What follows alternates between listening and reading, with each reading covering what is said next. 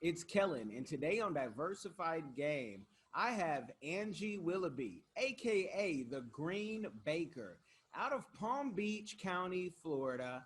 We're talking cannabis. We're talking how things have legalized in Florida and how entrepreneurs have taken it among themselves to, jump right in. So Angie, welcome to the show. How you doing?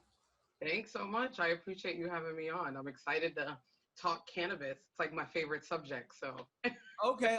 I mean, we're gonna talk that for sure. But you were talking about rescheduling the interview, and it was like I get it because like myself, you are now a full blown teacher with this homeschooling thing. So man, it yeah. is a struggle. Look, I'm about to like throw the whole school thing away. I'm about to just throw it away. Just forget about it. Whatever he needs to learn, he'll learn later on in life. Well, I always tell my kids, and I have two girls, and I always say teaching starts at home Yeah. because I'm not, don't bring that Columbus discovered anything. We're gonna do a full report. Okay. Um, and so we've been doing this. We've been homeschooling, but this is at a different level because it's someone else's curriculum. That's the thing, I was very adamant with his teacher before we even started. She called to because he's starting in a new school, and she's like, "Oh, I kind of want to get to know him." And I'm like, "Look, we're gonna do it my way. Like, I know y'all got a whole rule book that y'all have to go by, and the school board and all this stuff, but I'm gonna do what works best for me, and I'm gonna do what works best for my child. And it may not always be what y'all are gonna do or what's in the agenda, but he learns every day. And like you said, learning starts at home, and that's definitely something that has always been a part of his life. So just because it's not the state sanctioned learning, but he's definitely we're doing our own thing. So yeah, it's good. Well, keep an eye out on them. Just a warning out there. I had a PE teacher tell my oldest, "You can't drink while I'm giving instruction." She was drinking water or something, and I said, "Hold on, we at home." And if you were in PE class, you can drink anytime you want because if you pass out, that's a lawsuit. Exactly. So we'll correct that for you. Don't trip. I'm gonna make you a smoothie during that class next time and hand it Oh to you my gosh. in a butler's uniform and wait for somebody to say what you can or can't do at home. Yeah, no, that's crazy. Let's be happy that the kids are even attending. Okay, let's move from there, and then move forward from there. Are they here?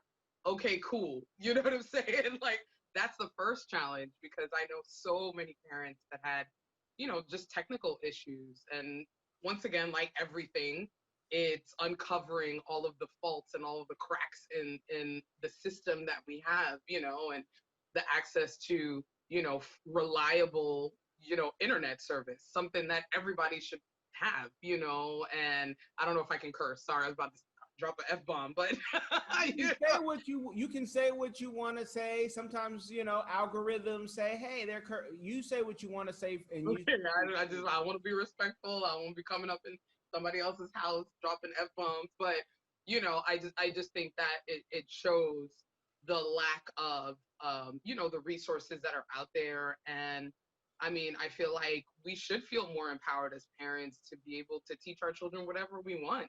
And especially being a Black parent, which there's a whole other history, that our children need to understand and learn, that maybe we never got, that access to until we were older and we were out of that system. So it's like, dude, be happy that they're even attending, because that in and of itself is a challenge, and yeah. So I just think it's about really empowering people. And I use that a lot. Even in cannabis, I use that a lot. It's about empowering people to take control of their own lives, So I think that's important. Awesome. And let's talk. I wanted to, lay out the groundwork that entrepreneurs have to be multifaceted, parents and all type of other titles.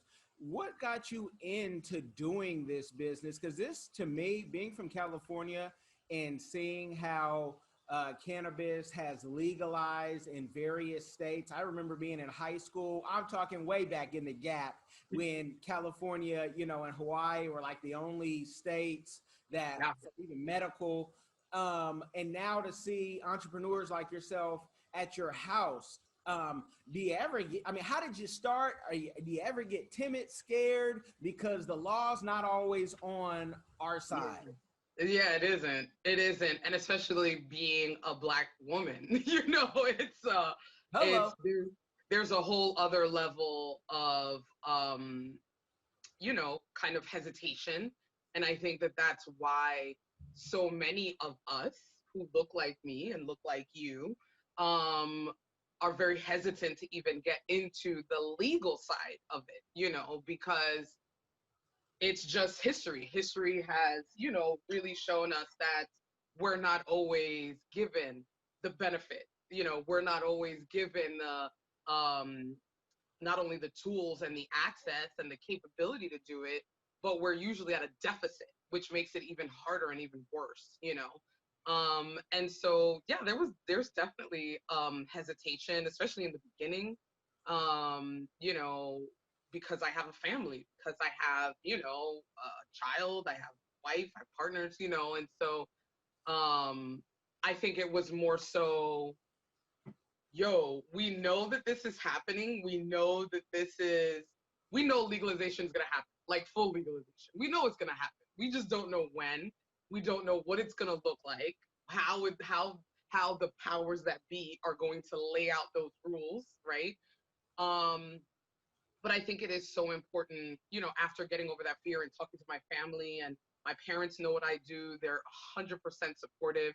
Because honestly, at the end of the day, when I wasn't thinking about the popo, I was thinking about my parents. And like, what were they going to say? Like, oh, their daughter's, you know, in weed. And, you know, my parents are of that era, you know, where it was DARE and it was, you know, the crack epidemic, and it was, you know, that's a drug. You stay away from it. That's, you know, that's a gateway, you know, that's the first step into becoming an addict, you know. And so I had to battle with their preconceived and what they were indoctrinated into, you know, and now they're my biggest supporters. And so once they got on board, and once I realized that some of us have to take that step so that way the rest of us know that it's okay, then I was like, fuck it. I'm like, I'm doing it, you know? And you just, I think there's a fear with any sort of entrepreneurship, but even more so when it is in such a gray area like cannabis is. But I think representation is important. Seeing people out there doing it is important, that they know, okay, all right, if Angie's doing it, then maybe I can get into this. Maybe I can do this. Because I'm gonna tell you right now, the people that are running the show here in Florida are going to make it as difficult as possible. And I'm sure that in other states also, they're making it as difficult as possible, you know, to have any minorities get into this game. You know, the financial barriers, the legislative barriers. And then, like I said, just that built in fear, you know, that we have as Black and brown people, that it's like, yeah, a white person can do this, but my Black ass try and do this? Oh no. You know, like, Well, break down those barriers, because some folks, I mean, I saw your video. You know, edibles just became legal in the state of Florida, but well, you, they've been legal. They've been legal for about 3 years, but they have not been able to release them because the Department of Health, who is in charge of creating the regulation, what the parameters are, hadn't released those rules yet. So edibles were actually legal here in Florida for about 3 years. So it took 3 years for them to finally put into writing what the legislation was, what the rules were, and how they were supposed to dispense it, what is the packaging supposed to look like, all of those really nuanced rules and regulations that they had to put into place. So those finally came out, because I can tell you, one of the biggest dispensaries here approached me about becoming their edible chef, and that was damn near almost 2 years ago. You know, so we've been having this conversation for a very long time, you know, but they just didn't have the rules in place. And so the rules have finally dropped. I already know a couple of dispensaries like Trulieve, that already, have like some gummy like kind of candy, and they're working with outside edibles companies in fully legal states to bring in chocolates and different things of that nature. Now that the regulation, we have those rules in place. So there is still a lot of barriers as far as going, circling back around to the beginning of your question.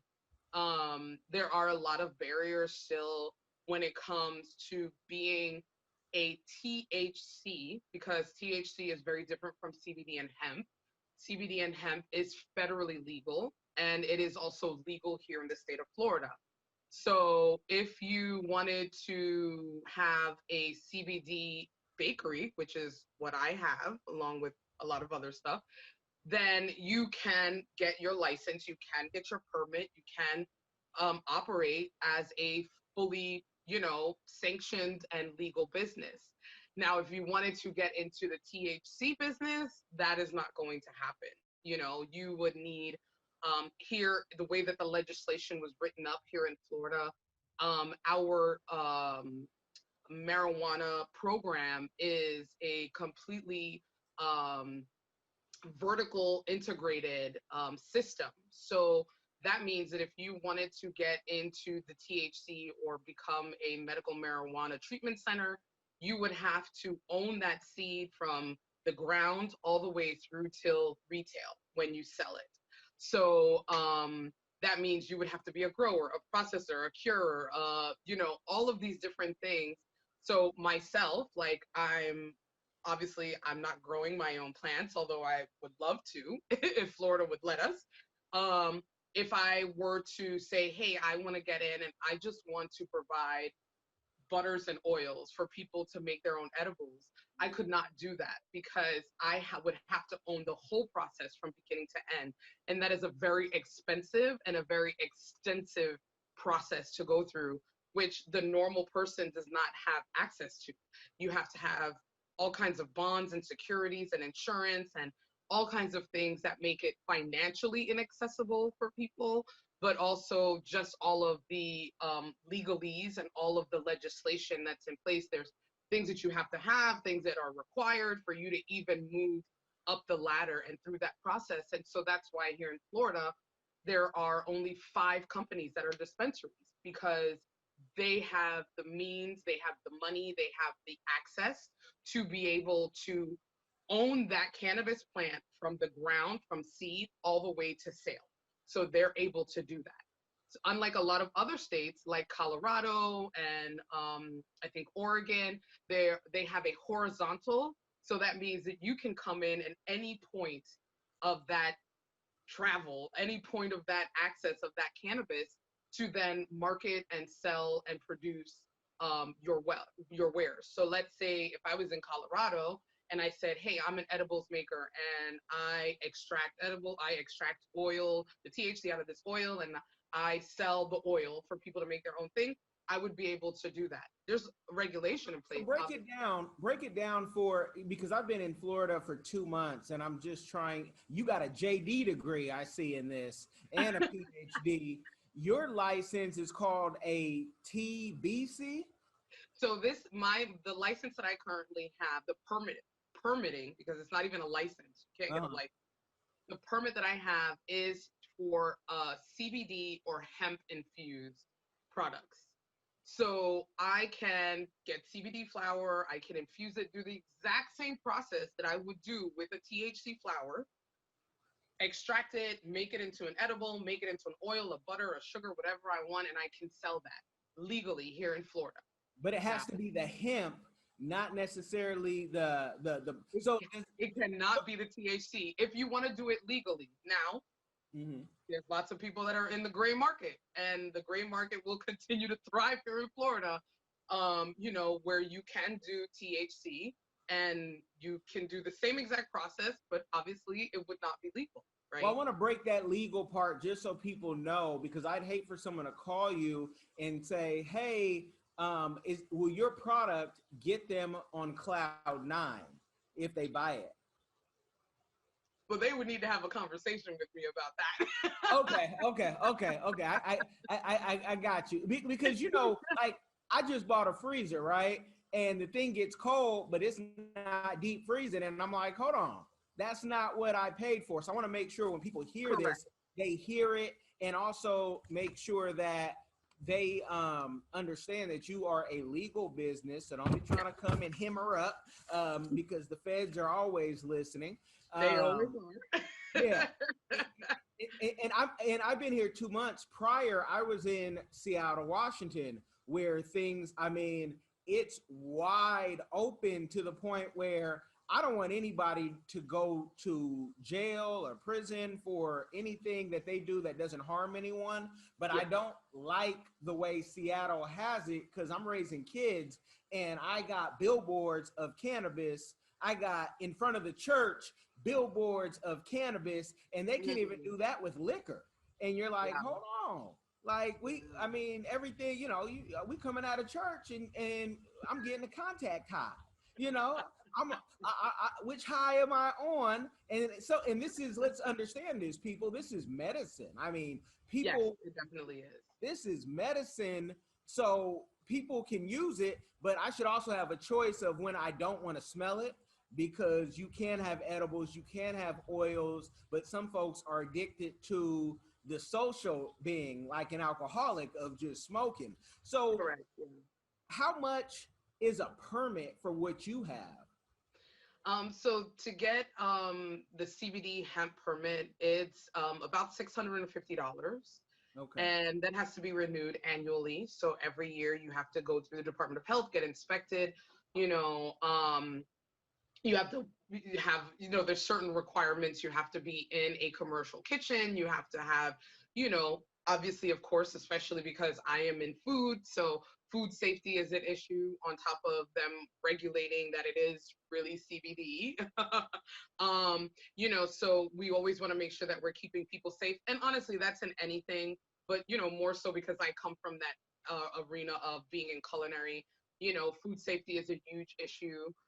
We're seeing more now that, like, just recently, there was extra testing being done to flour because of a lot of heavy metals, pesticides, different things that are being found in flour that are in dispensaries now, legal dispensaries.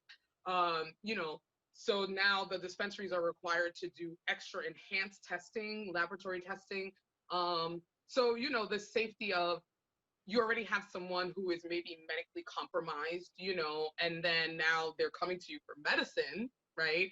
And that medicine then contains heavy metals or pesticides or things that can really exacerbate an illness that someone might have. So, you know, we're still in the infancy stage here in Florida. You know, the medical marijuana, you know, cannabis has been, it's very, very new, you know, especially compared to states like California and states like Colorado, and, you know, these states that have for decades had, you know, a medical marijuana program in place. We are just starting here in Florida, you know, so things are still very new. We're still learning a lot, you know, and trying to kind of understand, what does that look like? We don't want to necessarily be California, right? We have to be Florida. We have to cater it to what Florida looks like, who we are, what we're about, you know. But there are a lot of things that we can learn from those legalized states, you know, and how they're doing things, and bring it over here and cater it to what it is that the patients need here in Florida.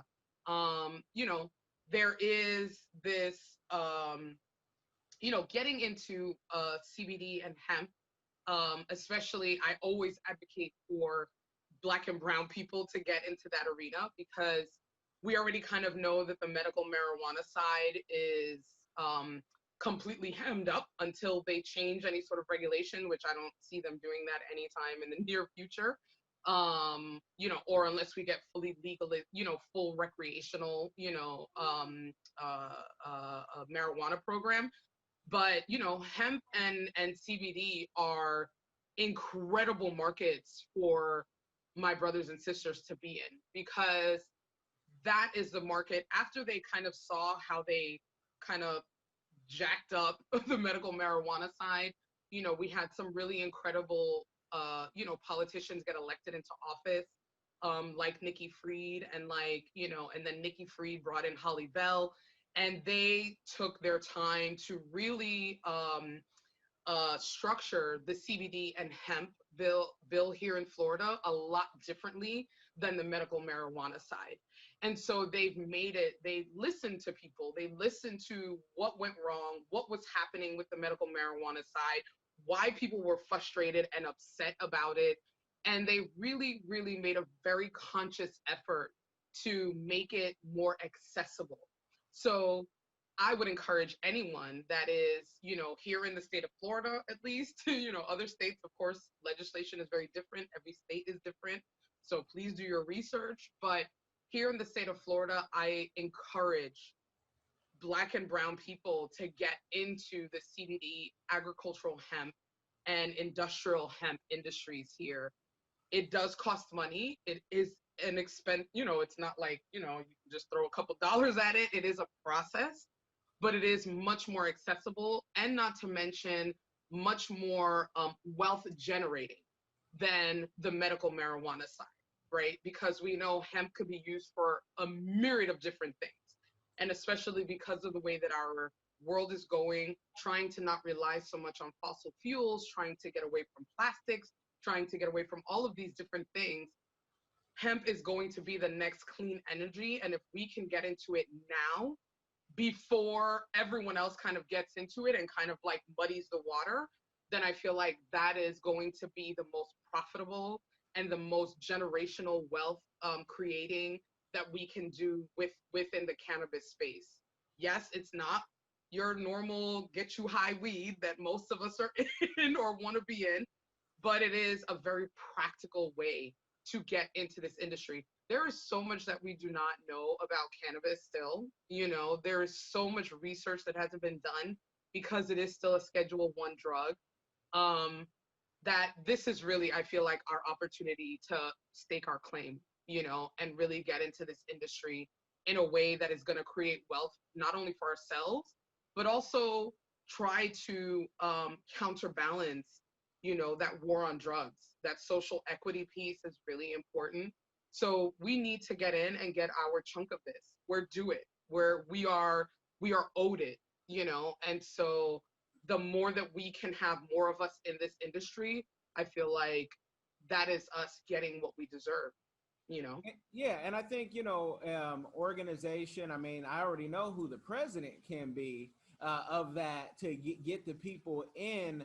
And you mentioned Commissioner Nikki Fried, who again I'm just learning all this, and I'm seeing how she's like, I'm gonna make sure that you can have your card and keep your concealed carry. And I know truck drivers were concerned, can they still do their CDL, and Yeah.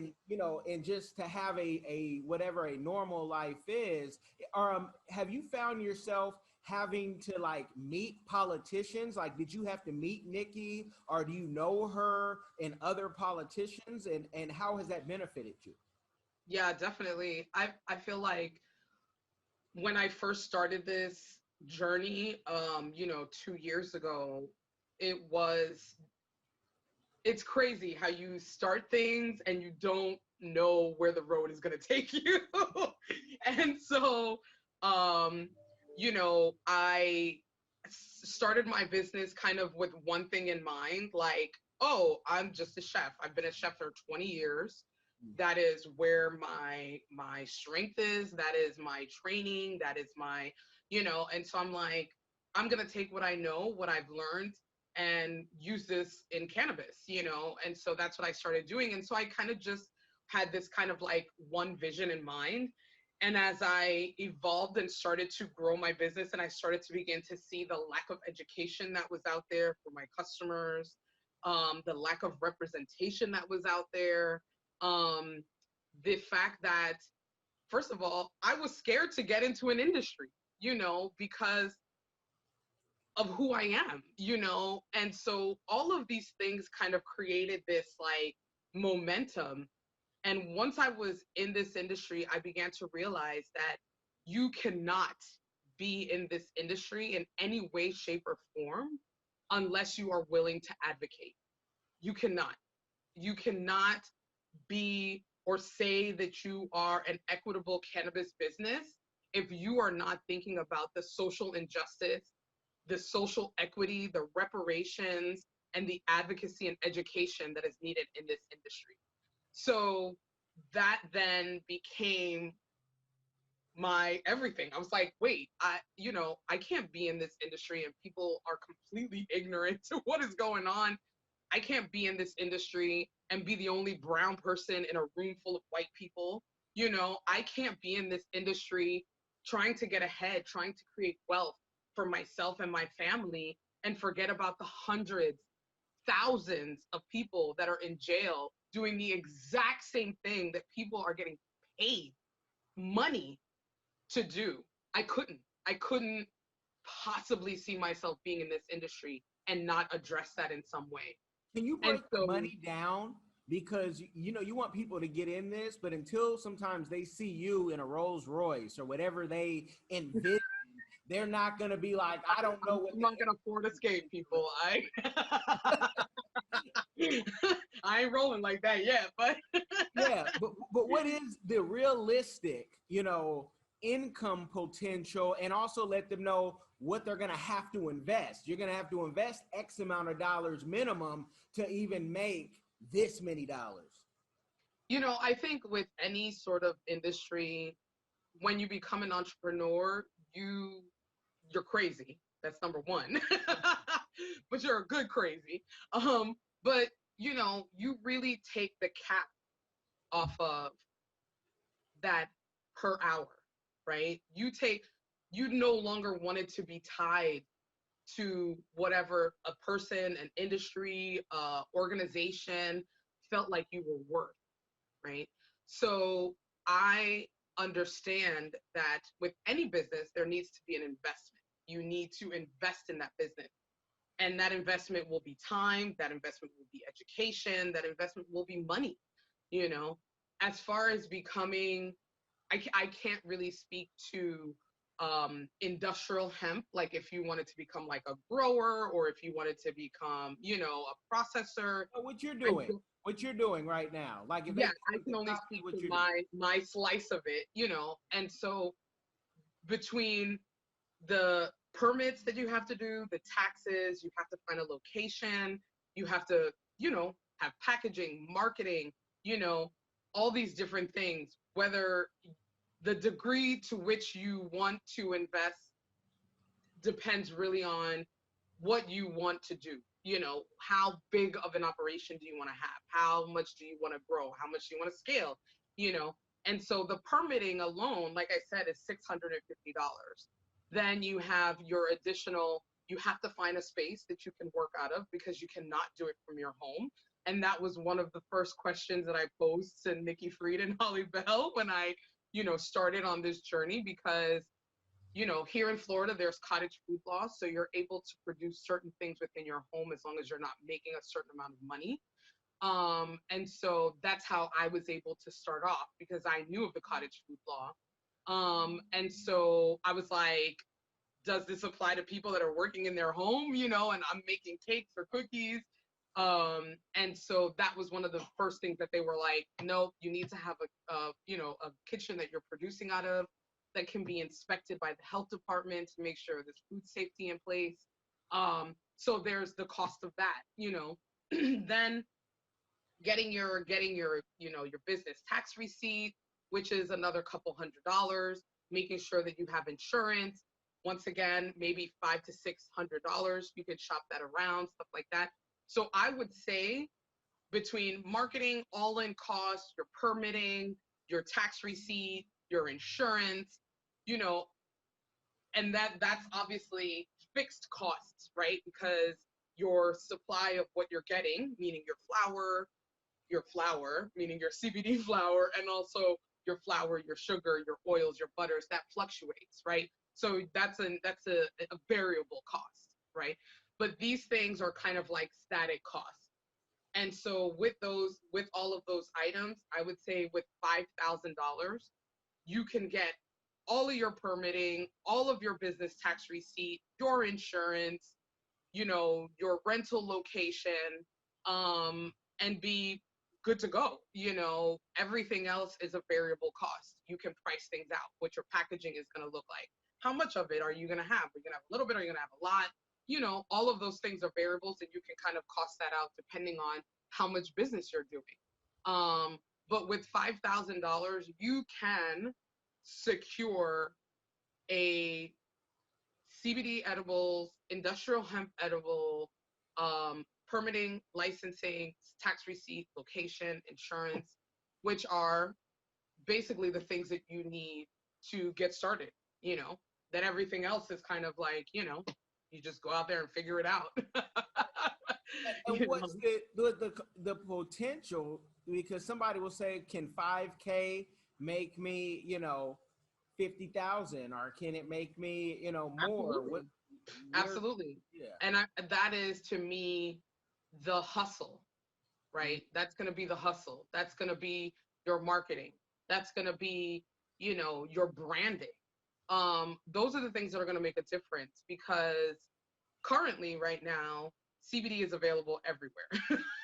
You can get CBD at the gas station. You can get CBD at, Walgreens. You can get CBD everywhere. I mean, it is literally the catchphrase of, I don't know, maybe the decade. It's like everybody's talking about CBD, but it's really about your branding, your marketing, your integrity as a brand and a product. To me, I feel like the sky is the limit. I can take this wherever it is, wherever I want to take it. And a lot of that relies on, you could be a wholesaler. You can sell directly to customers, or you could sell to other businesses, so you could do a business to business wholesale. That's a whole other arena, so the potentiality of where you can go, and mind you, that's another license. So they have two licenses. You can either, two permits. You can get one where it's wholesale, or you can get one that's retail. So like, you sell to customers, that's 650. If you wanted to be able to do wholesale, that's another 650 to do business to business. So meaning you're not selling to customers, you're selling to a coffee shop that wants to have CBD muffins in their coffee shop, right? So you can get either one, or you can get both. That's not, there's no restriction. It's just the way that they're gonna, when they come out to inspect you, they're just gonna make sure that that is what you're doing. If it's wholesale, that you're not selling directly to customers, or if you have both, then they'll permit you depending on whether you have both or one or the other. So this, honestly, the sky is the limit. That's how I feel when it comes to this.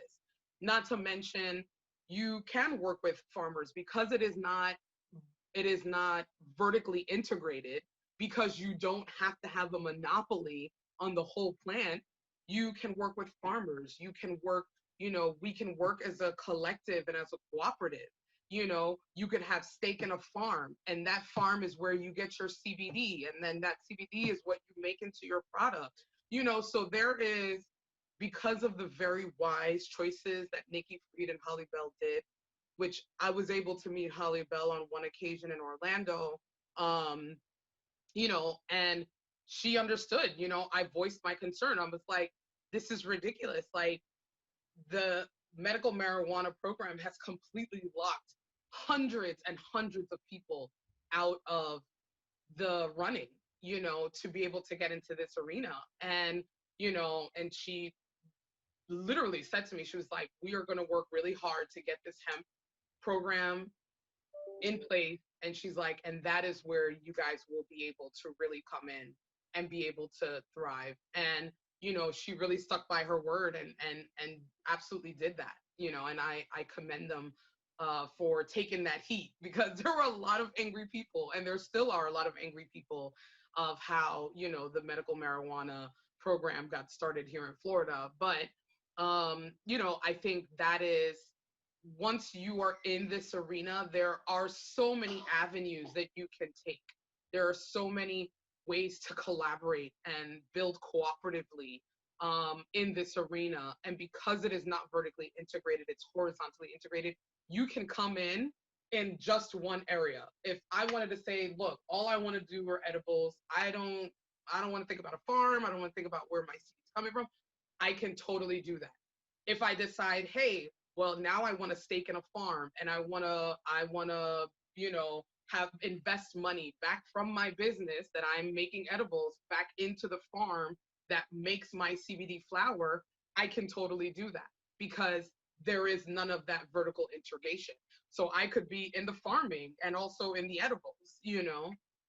I So mean, literally, there's you've no met limit. with politicians, and maybe you've gone to some of the fancy, expensive dinners. How does somebody get involved and even find out about those, dinners and those conferences? Also, too, let us know if you've had any legal issue because, sometimes there's, the feds have a different idea of how this thing Yeah, is. So yeah, yeah, yeah. how do people find out and get into those ties so they can, get tied in if they want to get Yeah. into it? Yeah, absolutely. I mean, there's a lot of really great organizations. Florida Can is one of them. That's FLCAN. They do a lot of lobbying in Tallahassee. They keep people kind of up to date with what's going on here in Florida in the cannabis industry. So Florida Can is one of them. The Florida Hemp Council is really great. They are super informative. They have meetings on a regular basis. The Florida Hemp Council. There are honestly tons of resources. Minorities for Medical Marijuana is another really great, organization. They have chapters all over the United States. They have a chapter here in Orlando. So there are some really incredible resources if people want to get involved. There's a lot of information. It's almost like too much information sometimes. But better to be overeducated than completely naive and completely unaware of what's going on. But the ones just off the top of my head, like I said, is Florida Can, Minorities for Medical Marijuana, the Florida Hemp Council, honestly, the Department of Agriculture is really great about pointing people in the right direction and what they want to go in. Once again, I have had personally really great, experience with them. I am currently in trying to expanding, and so in those growing pains, I've decided to start a website. I have a commercial kitchen that I'm renting. I'm going to be starting videos and lessons and things like this. And so in this journey, there has been a lot of grayness. I don't know how else to put it. There's been a lot of grayness, like right now, trying to find payment processors are really difficult, because um, cannabis is still, even though it's legal on a federal level, there's still a lot of payment processors. Cannabis is not in the banking industry right now. If you go to a dispensary to get your medicine, you have to pay with cash. They do not take cards, they do not take debits, credits, none of that. Because cannabis, because it is not federally legal, you know, it is still seen as a high risk, industry. And so the banking industry hasn't even come into this arena yet. So it is still a cash business, So I'm having to find different payment processors to be able to service my website. Um, Trying to get my business tax receipt. Right now, the zoning department called me this morning. They called me and they were like, we're trying to find the regulation where it says that this is legal and we can't sign off on this because we don't know, is this THC? Is it CBD? And I'm like, I will send you the regulation. I will send you my permitting. I will send you, so because we are the pioneers, we are really the trailblazers in this state, things are not 100% familiar yet, and so that takes this extra work, that takes extra steps because people are still so jumpy about it. People are still so sketchy about it, and so those are things that you have to be very aware of if you're coming into this industry. Give yourself time, You know, the Department of Agriculture is a wonderful resource. They will point you every single agency that I've dealt with, from, you know, the city of West Palm Beach, the tax collector's office, the zoning department, you know, the state of Florida business licensing department. All of these agencies have been hella fucking helpful. They've been very nice, not your typical, like, you know, I just think that the information isn't out there. And so you are having to educate people even as you are still learning and educating yourself in this industry. Um, you know, and so so far, you know, knock on wood, I have not had any major legal issues, you know. Um, but it's always in the back of your mind, you know, you stay prepared, you stay ready, you stay with regulation, you stay with, you know, that's why I'm so versed in this. Because if I had to tell someone, hey, this is CBD, this is Delta 8 THC, which is fully legal, you know, I have to be able to educate people, you know, because that could be the difference between me getting hemmed up or me not, you know. And so I think that is some of the resources that are out there where you can educate yourself about legislation, about, you know, licensing, about being able to get into the CBD and hemp industry. Those are some really great resources that people definitely should check out, if they're wanting to get in this industry. And I say get in it now. Nikki Fried, Holly Bell, they are in office currently still. We know what can happen in 4 to 6 years. You know, things can change, you know what I'm saying? And so now is the time to, you know, think generationally, you know, get together with friends, make a cooperative, with, get into this industry in the best way. We with as Black people are smart about how we do things, you know, so let's use that wisdom to really, to our advantage, you know. with all your success that you've had thus far, and it's so new still, what is your community give back that you are doing or that you want to do in the future? Everything's about community. Honestly, everything is about community because I literally started this business on Instagram. Like, that's how I started this business. I couldn't go out there and advertise. I couldn't put an ad out on the paper. I couldn't, you know, get a bus sign and said, "Hey, I'm the Green Baker," you know, like, so I started in a place that I knew would embrace it in some way. Although Instagram can be a little funny sometimes, which they are. But everything has been about community from the very beginning. I wouldn't be where I'm at if it wasn't for that community. I wouldn't have the education that I have if it wasn't for that community and the people that I rely on. I always tell people, come to me with questions, ask me anything. If I don't know it, I know a myriad of people that I can go to and go, hey, I have this question from somebody. I don't know how to answer it, but I know you know the answer, right? Yeah. Everything is about community. Cannabis is a communal thing. You know, it has been from the very beginning. And just because the powers that be are in this industry now does not change that. It does not change that our communities have been impacted because of this in a negative way. And I am hoping and praying and doing my very best to help educate and destigmatize this plant so that way our communities can prosper from this plant also. So, you know, I think being out there, being present, you know, I have my podcast, the Green Baker podcast, which is, you know, really all about talking to people about this plant, you know, their expertise, their stories. You know, at the end of the day, as much money, you know, we hear all of it. We hear the news, we see what's going on, you know, the billions of dollars, the projected, you know, monetary income, you know, states deciding to legalize just to be able to help them out with the COVID crisis. You know, we hear these kinds of things day in and day out, you know, but at the end of the day, to me, this plant is still about the people.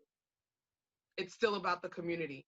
It's still about the people that are using it and why. You know, it's about educating the generation behind us and also educating the generation ahead of us. We have a very unique mission right now that we're in this place and this time. And I feel like that's my duty. It was my duty to educate my mom and to help educate my aunts and to help, help my brothers that are out there that are feeling like, yo, I can't get into this, to tell that dope boy that's still selling those dime bags and still selling those, that hey, let's do this. We can do this. It's okay, you Yeah. know? And then educating our children so they're not brought up in the same scarcity model that we were brought up in, in the same, oh, don't do drugs. Drugs are bad. Drugs are horrible. No, miseducation is horrible. Misinformation is horrible. But the plant is not, Well, and like and everything. cannabis isn't. I mean, it's a drug as much as alcohol and Tylenol, and so that's another thing. Now, I have because I'm always respectful of time, and this part may or may not get on this episode, but I need to do a game overload with you, and so I may just cut it like that.